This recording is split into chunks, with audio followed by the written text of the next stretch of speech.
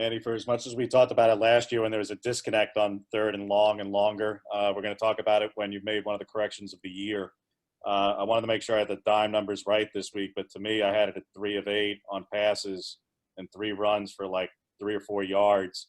And I realized a couple of those completions were late. The one conversion was 14 on a right out on left hash pass, which I think you'll give up kind of thing.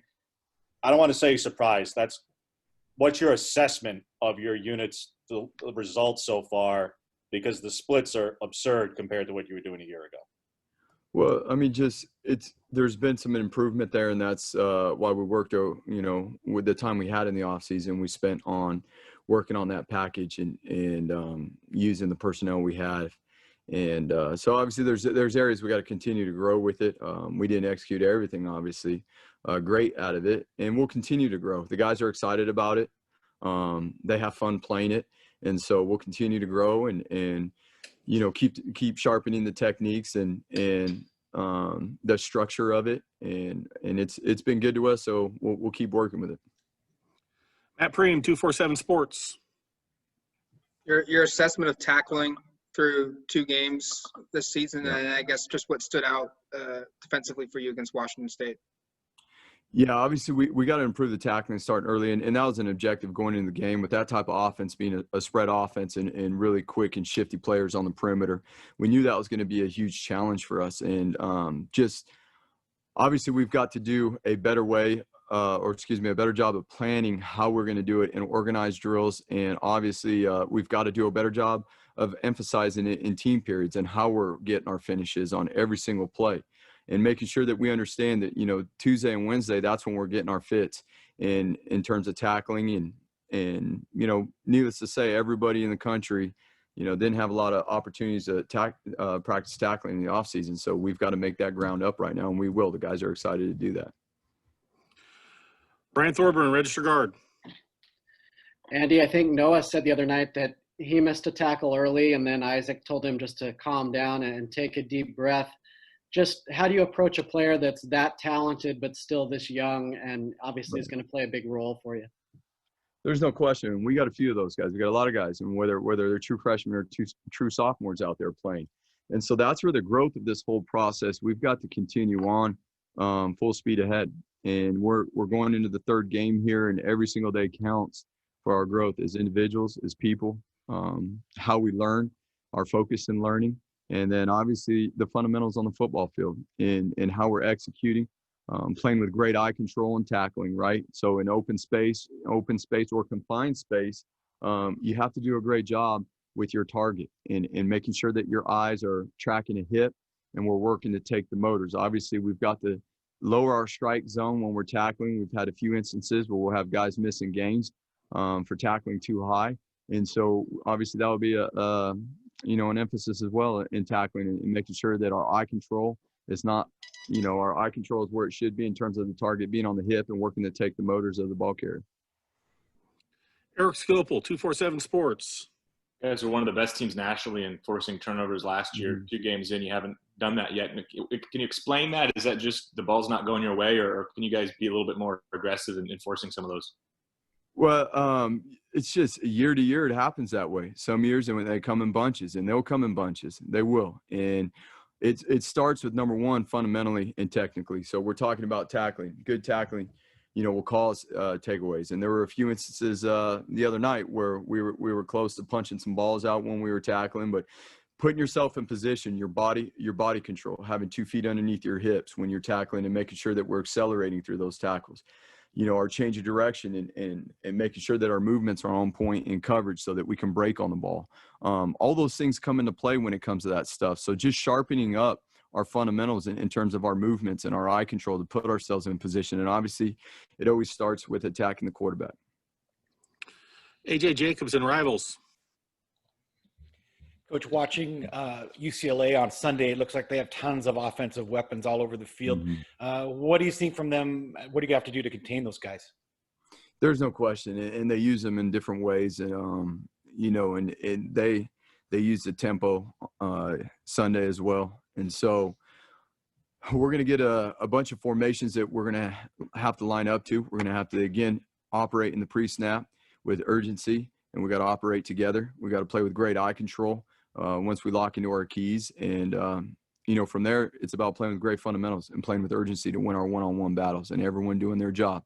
We did a much better job of that in the second half this past week, and we want to pick up and lead on this week with that.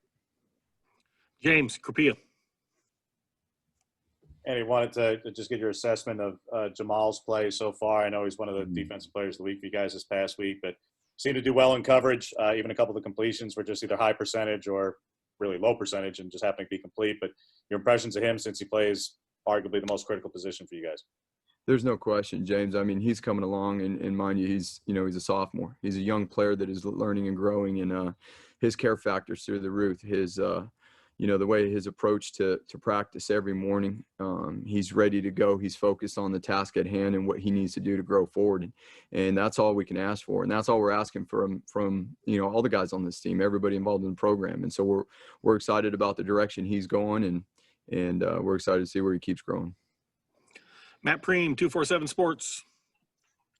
Saw a lot of Bennett Williams last week, and you're going to have to be using more safeties this week because of Nick Pickett's first half. Just Bennett's play this season so far. What's been your impressions?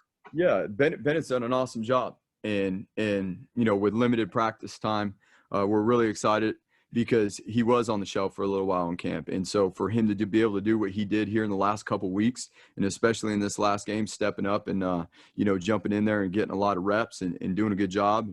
Obviously, a lot of learning situations for him as well, but he flashed. He made some really good plays on the field. He had a really good tackle. And so there's a lot to grow from. Julian Minenstone, KZI. I know Noah was a highly touted recruit, but did you expect this kind of impact right away, the way he's doing it? He did get here in January, and through the process of recruiting him and stuff, you can tell his football intelligence was very, very high. And usually two things, young guys got to be mature to be able to handle the process of being in college and playing college football. And then they got to be talented, and their football IQ has to be on point. And Noah has those things, as well as, we have a few others too that are young players, and they're doing a very good job as well. So we're excited about where Noah's at right now. And we're, just before we came in here, we were talking, and he's excited to keep growing too. He knows there's a lot of improvement to continue to make. Jerry Thompson, Ducks Illustrated. Yeah, Coach, in terms of sacks, is there a concern about that, or is things you can do to improve, or looking at the film, or is it just the offenses, how they're getting the ball away quickly, or what? A little bit of both. Yes, there's a little bit of both. And again, we got to focus on the continued development and attacking, keeping things simple, not overthinking it. Attacking our leverage points in the pocket, winning our one-on-ones in front of us, making sure that our eyes aren't in the backfield on the quarterback, and making sure that our full focus is on the man in front of us and winning those one-on-ones in front of us. The ball is getting out, which is going to happen a lot too. But we can't get frustrated with that by any means. We can never get frustrated with it. We just got to stay the course and keep working, keep attacking. Eric Scopel, 247 Sports. You gave us impressions about Garone's targeting last week. Can you just kind of maybe give what you saw in Nick's, and then if Steve's not able to go, who are some of the candidates to fill in on the boundary? Yeah. So again, we got to do a great job with our eye control. And that always starts with the tracking portion and tackling and making sure that we're tracking hips. We've got to do a better job making sure we're emphasizing that in practice, and so that we're lowering the target zone of which we're striking. We cannot strike obviously that high, and so we intend to make an emphasis and show clips of exactly what it's supposed to look like, put them in situations in practice, controlled settings where we can further improve that. And then obviously that's got to carry over into the team reps in practice. And then so in the situation in the boundary there, Hap's going to have to step up again. We have other guys as well that have done a good job. In the last couple of weeks, we've had to move around a lot of safeties, at practice, and a bunch of guys have got reps. JJ Greenfield's got reps, maybe not a lot in the games, but a lot of those guys back there that don't show up on game day have got a lot of practice reps. James. KT talked about the goal being to grade out 100%, Andy. And I know he didn't get home these 2 weeks, but you were spying this week. I'm not going to get into getting home or not. I mean, he affected the quarterback, but all his tackles come in the run game. And I mean, he blew up Lucas and still managed to make up a tackle in one of them. Your assessment of his play and becoming an every down player, because last year he doesn't make these plays in week 2 last year, but this year